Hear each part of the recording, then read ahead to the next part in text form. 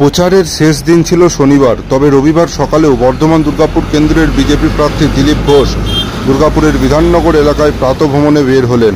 এরপর sector 2C Shri Shri মা আনন্দময়ী কালী মন্দিরে প্রণাম করলেন। মন্দিরে চা খেয়ে তিনি জানান, মায়ের কাছে রাজ্যের সুখ সমৃদ্ধি আর শান্তি কামনা করেন। তিনি বলেন, সমাজ কলুষিত, রাজনীতি কলুষিত, দুর্নীতিতে কলুষিত হয়ে গেছে সব।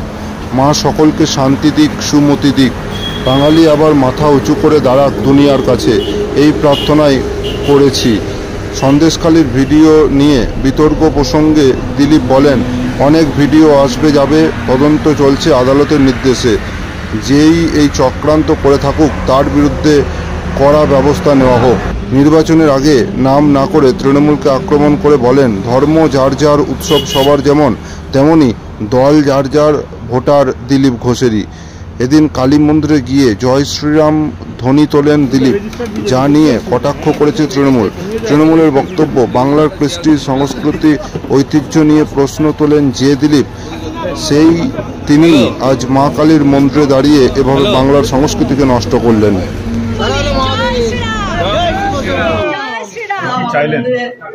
পশ্চিমবাংলায় শান্তি আর সমৃদ্ধি, শান্তি ফিরে আসুক। রাজনীতি কলুষিত, সমাজ কলুষিত, দুর্নীতি দ্বারা সমস্ত কলুষিত হয়ে গেছে। মা সবাইকে সুমতি দিন, শান্তি দিন, সমৃদ্ধি দিন। বাঙালি যেন মাথা উঁচু করে আবার দুনিয়ার সামনে দাঁড়াতে পারে। বাংলা কি শান্তি নেই তাহলে? সে তো বুঝতেই পারছেন আপনারা। একটু সাইড করে, কারণ মায়ের মুখে থাকবে। প্রতিদিন মর্নিং ওয়াক করলেন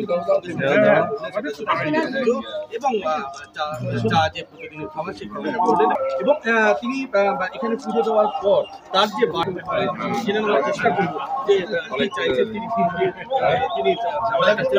করতে চাইছেন।